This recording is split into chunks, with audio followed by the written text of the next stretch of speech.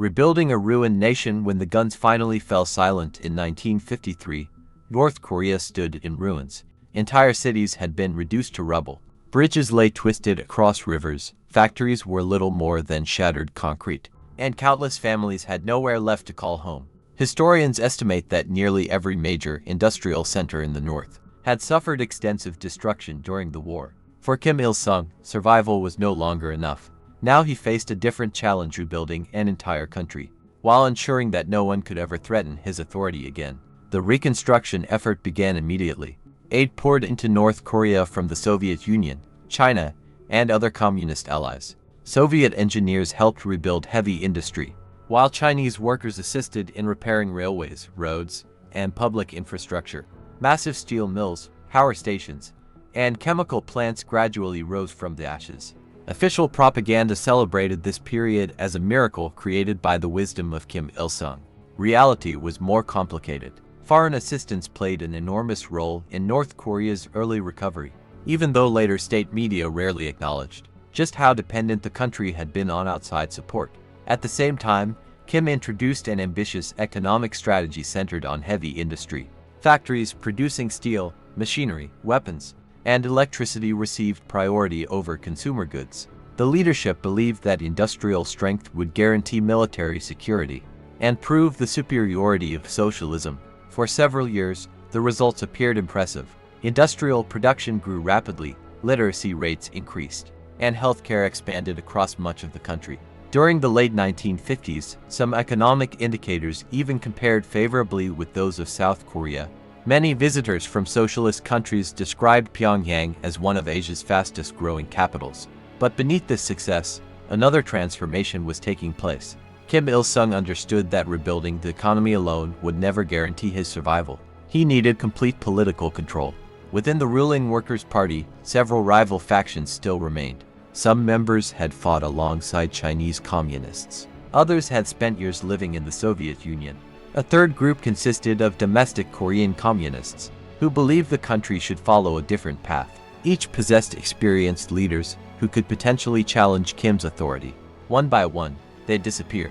Some were dismissed from government positions. Others were accused of corruption, espionage, or ideological betrayal. Several simply vanished from public life. Official newspapers described these purges as necessary measures to protect the revolution from enemies. In reality, they eliminated nearly every serious rival Kim possessed. One of the most dramatic episodes came after criticism emerged from within the party. During the late 1950s, encouraged by political reforms taking place inside the Soviet Union after Joseph Stalin's death, several North Korean officials questioned Kim's growing concentration of power. It was a dangerous mistake. Rather than accepting criticism, Kim accused his opponents of conspiring against the state. The failed challenge became known as the August Faction Incident. Within months, many participants had been arrested, imprisoned, or forced into exile. Some disappeared entirely. From that moment forward, organized opposition inside the North Korean leadership effectively ceased to exist. Another powerful tool helped Kim strengthen his rule: propaganda. Portraits of Kim Il-sung became mandatory inside homes, schools, hospitals, factories, and government buildings. Citizens learned songs praising the great leader. School textbooks described him as the nation's liberator, military genius, and caring father. History itself began changing. Battles were rewritten. Political rivals disappeared from official photographs. Foreign assistance became almost invisible. Every major achievement was credited to Kim alone. One remarkable myth claimed that Kim possessed extraordinary military brilliance from childhood and could predict battles before they happened. Another legend suggested that nature itself responded to his leadership, with miraculous weather appearing during important speeches. Such stories became part of everyday education. Questioning them was almost impossible. At the same time, another important idea was taking shape. Kim argued that North Korea should never depend entirely on foreign powers again. This philosophy gradually evolved into what became known as Juche, often translated as self-reliance. According to official ideology, the Korean people should control their own politics, economy, and national defense without outside interference. Supporters viewed Juche as a declaration of independence. Critics argued that it became a justification for isolation and centralized control. Either way, the ideology would shape every aspect of North Korean society for decades to come. By the end of the 1950s, Kim Il-sung had accomplished something remarkable. The country had largely recovered from the devastation of war. His political enemies had disappeared. His image dominated public life. A new ideology was beginning to define the nation's future. But the next challenge would prove even greater. As the Cold War intensified, North Korea would seek not only economic strength but absolute military security, and that decision would alter the course of its history forever. Juche, the ideology that reshaped North Korea by the early 1960s. North Korea had recovered much of what the Korean War had destroyed. Factories were producing steel once again. New apartment blocks filled the skyline of Pyongyang, and schools proudly displayed portraits of Kim Il-sung in every classroom. Too many foreign visitors from socialist countries. North Korea appeared to be a remarkable success story. But Kim Il-sung had a greater ambition. He did not simply want to rebuild the country. He wanted to create an entirely new society, one that would think, work, and even dream according to a single ideology. That ideology became known as Juche. Today, Juche is often translated as self-reliance. But inside North Korea, its meaning extends far beyond economics. Officially, Juche teaches that the Korean people are the masters of their own destiny and must rely on their own strength rather than foreign powers. Politically, economically, and militarily, the nation should stand independently. At first glance, the idea sounded reasonable. After decades of Japanese occupation and the devastation of the Korean War, many citizens believed that independence from outside influence was essential. But Juche gradually evolved into something much larger. The ideology increasingly placed Kim Il-sung himself at its center. According to official doctrine, only the great leader could correctly guide the people toward true independence. Loyalty to the nation became inseparable from loyalty to Kim. In schools, children memorized quotations from his speeches. Workers began each day by studying his writings before entering factories. Even scientific research and literature were expected to reflect Juche principles. The government promoted the image of North Korea as a nation, capable of producing everything it needed. New factories manufactured tractors, trucks, locomotives, and industrial machinery. Large hydroelectric dams generated electricity, while collective farms expanded across the countryside. Official films celebrated smiling workers exceeding production targets, and farmers harvesting record crops. Reality, however, was often far more complicated. Although the government emphasized independence, North Korea continued receiving significant economic assistance from both the Soviet Union and China. Machinery, fuel, technical expertise, and financial support remained essential for many industries. State propaganda rarely mentioned this dependence. Instead, newspapers portrayed every success as proof that Juche alone was transforming the country into a powerful socialist nation. At the same time, Kim carefully balanced relations between his two largest allies. During the 1960s, tensions between the Soviet Union and China erupted into the Sino-Soviet split. Communist countries around the world found themselves choosing sides. North Korea refused. Kim skillfully accepted aid from both governments while avoiding complete dependence on either. This diplomatic balancing act allowed Pyongyang to receive valuable resources from both Moscow and Beijing while maintaining greater political freedom than many other communist states. Another major transformation was taking place inside North Korea's military. Kim introduced the idea that every citizen should be prepared to defend the revolution. Military training expanded throughout society. Students participated in drills. Factories organized defense exercises. Even ordinary workers received instruction in emergency mobilization. The memory of the Korean War remained deeply embedded in public consciousness. Official propaganda warned that foreign enemies were constantly preparing another invasion. This message justified growing military spending and strengthened national unity under the leadership. One of the most remarkable myths promoted during this period claimed that Kim Il-sung personally developed Juche without influence from any foreign ideology. Historians disagree. Many scholars argue that Juche combined elements of Marxism-Leninism, Korean nationalism, Confucian traditions, and Kim's own political ideas. Rather than appearing suddenly, it evolved over many years as Kim consolidated power. Another legend taught inside North Korea described Juche as the greatest political philosophy in human history, destined to inspire the entire world. While a small number of governments expressed interest in the concept during the Cold War, it never became a global ideological movement comparable to communism or capitalism. Nevertheless, inside North Korea, Juche became nearly inseparable from everyday life. Books, art, music, architecture, education, everything served a single purpose: to reinforce loyalty to the state and its leader. Massive monuments rose across Pyongyang. One of the most recognizable was the Tower of the Juche idea, built to symbolize the eternal strength of the ideology. Its flame-shaped top illuminated the skyline, serving as a constant reminder of the government's vision. Visitors were told that the monument represented the unbreakable spirit of the Korean people. Critics saw something different. To them, it symbolized the growing isolation of an entire nation. By the end of the 1960s, Kim Il-sung had achieved what few leaders ever had. He had transformed an ideology into the foundation of an entire society.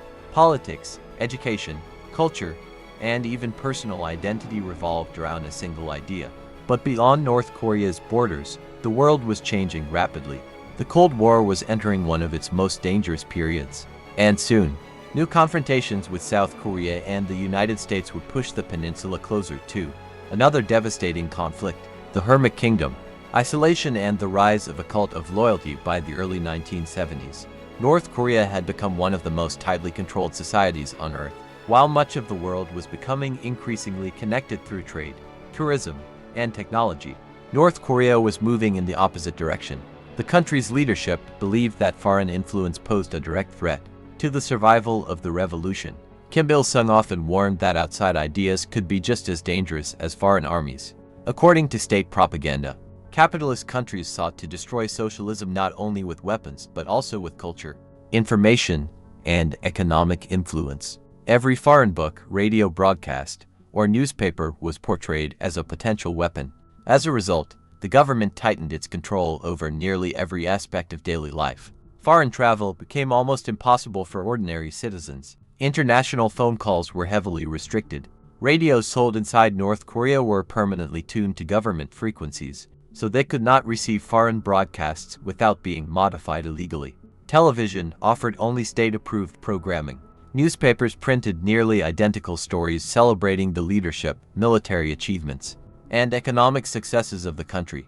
Independent journalism simply did not exist. Every major source of information was controlled by the state. Education also became one of the government's most powerful tools. From an early age, children learned that Kim Il-sung had liberated Korea almost single-handedly and rebuilt the nation.